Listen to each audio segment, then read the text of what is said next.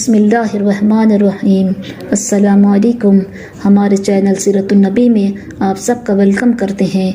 हमारे प्यारे नबी मोहम्मद मुस्तफ़ा सल्लल्लाहु अलैहि वसल्लम के ज़िंदगी के वाक़यात पैदाइश से लेकर वफ़ात तक हम आप सबको वाकिफ़ करवाएंगे।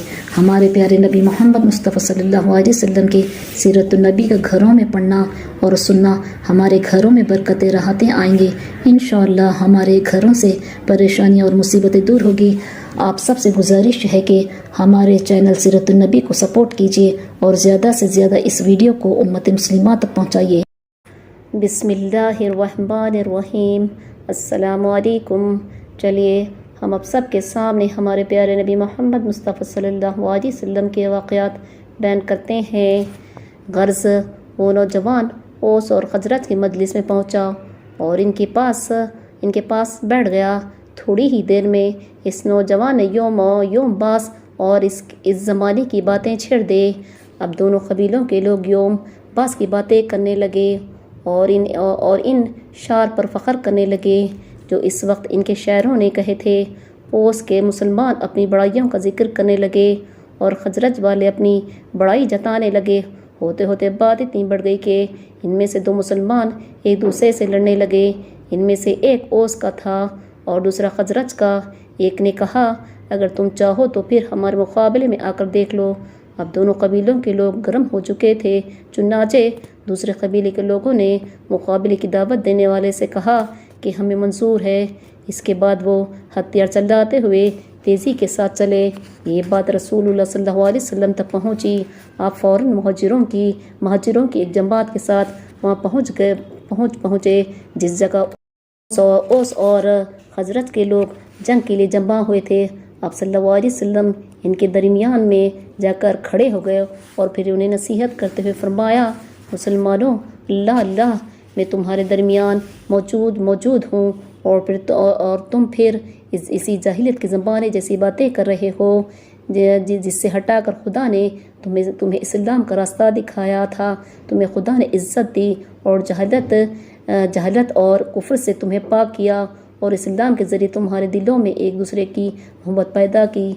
रसूल पाक सल्लल्लाहु अलैहि वसल्लम के इन अल्फाज ने लोगों के दिलों में बहुत ज़्यादा असर किया। इन्हें फ़ौरन ही अपनी इस भयानक गलती का एहसास हुआ। अब इनकी समझ में आ गया कि इनके दरमियान सिर्फ शैतान का पैदा किया हुआ झगड़ा है।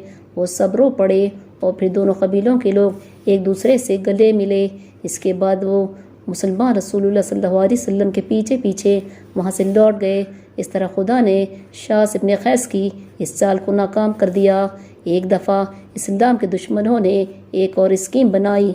उन्होंने आपस में तय किया, आओ मुसलमानों में फूट डालने और इनके दीन में फितने पैदा करने के लिए हम ऐसा करेंगे कि अगर दिन में मोहम्मद सल्लल्लाहु अलैहि वसल्लम और इसकी बातों पर ईमान ले आए तो रात को इनकार कर दिया करें। मुमकिन है इसको देखकर मुसलमान भी वही करने लगे और इस दीन को छोड़ दें। इस तरह मुनाफिक और दूसरे गैर मुस्लिम रसूलुल्लाह सल्लल्लाहु अलैहि वसल्लम और मुसलमानों को नुकसान पहुंचाने की कोशिश में लगे रहते थे। रसूल खुदा इन मुनाफिकों को पहचान चुके थे, मगर फिर भी आप इन पर कोई सख्ती नहीं फरमाते थे, बल्कि इनके साथ शफक़त से पेश आते और नसीहतें फरमाते ताकि खुदा इनके दिल में सच्चाई पैदा कर दें। रसूल खुदा सल्लल्लाहु अलैहि वसल्लम चाहते तो मुनाफिकों को सज़ा दे सकते थे, मगर चूँकि ज़ाहिर में तो मुसलमान ही बने हुए थे, इसलिए गैर मुस्लिम इल्ज़ाम दे देते कि आप वसल्लम अपने पीरों को ही कत्ल करा देते हैं।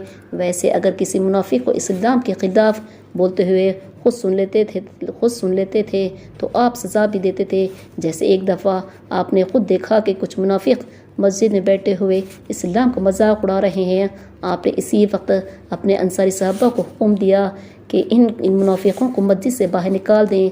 आपका हुक्म सुनते ही हज़रत अबू अय्यूब अंसारी रज़ियल्लाहु ताला अन्हु, हज़रत अम्मार इब्न हज़म और हज़रत अबू मोहम्मद रज़ियल्लाहु ताला अन्हु बढ़े और इन मुनाफिकों को मार कर मस्जिद से बाहर निकाल आए। मगर इस तरह का वाक़या एक आध ही है, वरना आप वसल्लम हमेशा इन हरकतों के बावजूद इन्हें माफ़ फरमा दिया करते थे। एक मरतबा एक जंग में से वापस आते हुए दो साहबियों में किसी बात पर तकरार हो गई।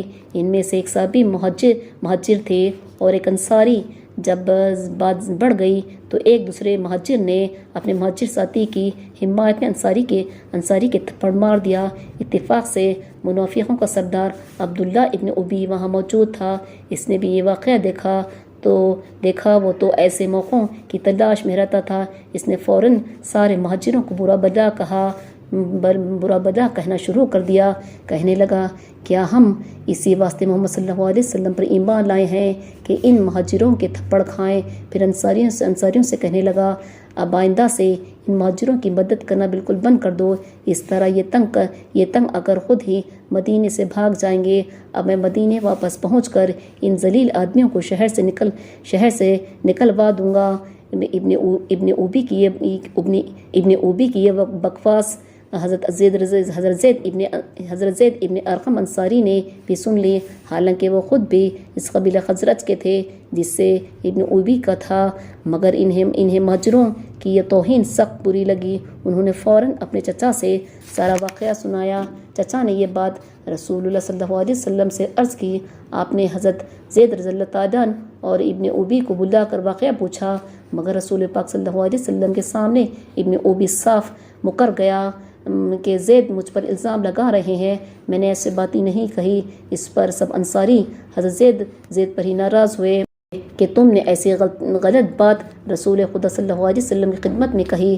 حضرت زید رضی اللہ تعالیٰ ابن اوبی کی چالاکی پر حیران رہ گئے اور خاموش ہو کر ایک طرف بیٹھ رہے، مگر اس کے بعد خدا پاک نے اپنے رسول پر وحی نازل فرمائی جس میں آپ کو بتایا کہ ابن اوبی جھوٹا ہے اور حضرت زید سچے ہیں۔ تب رسول اللہ صلی اللہ علیہ وسلم نے حضرت زید کو بلا کر بتایا کہ خدا نے تمہاری بات کی تصدیق کی ہے۔ یہ بات جب حضرت عمر فاروق رضی اللہ تعالیٰ عنہ کو معلوم ہوئی تو انہیں ابن اوبی پر سخت غصہ آیا اور رسول خدا کی خدمت میں حاضر ہو کر عرض کیا، یا رسول اللہ صلی اللہ علیہ وسلم، اگر اجازت ہو تو ابن اوبی کی گردن مار دوں، مگر رسول پاک صلی اللہ علیہ وسلم نے اس کی اجازت نہیں دی، بلکہ حضرت عمر رضی اللہ تعالیٰ عنہ کو اس سے منع فرمایا۔ اس طرح رسول اللہ صلی اللہ علیہ وسلم منافقوں کے ساتھ شفقت اور محبت کا برتاؤ فرماتے رہے۔ آپ ان کی مکاریوں کو جاننے کے بعد بھی ان کو سزا دینا پسند نہیں کرتے تھے، بلکہ ان کو نرمی اور محبت سے سمجھاتے، نصیحتیں فرماتے اور خدا کے عذاب سے ڈراتے، صرف اس لیے کہ وہ ظاہر میں مسلمان بنے ہوئے تھے، نمازیں بھی پڑھتے تھے اور مسجد نبوی میں آ کر آپ کی مجلسوں میں بھی شریک ہوتے تھے، ورنہ انہیں سزا دینے کے لیے جس دن بھی آپ اپنے جانصار صحابہ کو حکم دیتے، اس دن مدینے میں ایک بھی منافق نظر نہ آتا، مگر آپ دنیا میں رحمت بن کر تشریف لائے تھے، اس لیے اپنے پرائے اور دوست و دشمن ہر ایک کے ساتھ آپ نرمی اور محبت کے ساتھ پیش آتے اور دوسروں کو بھی یہی نصیحت فرماتے کہ سب کے ساتھ نرمی سے پیش آؤ۔ اب ہم اس واقعے کو ختم کرتے ہیں، انشاءاللہ ہم نیکسٹ ویڈیو میں ان واقعات کو بیان کریں گے۔ اگر ہماری ویڈیو آپ سب کو پسند آئی تو لائک شیئر کریے اور سبسکرائب کریے۔ اللہ حافظ۔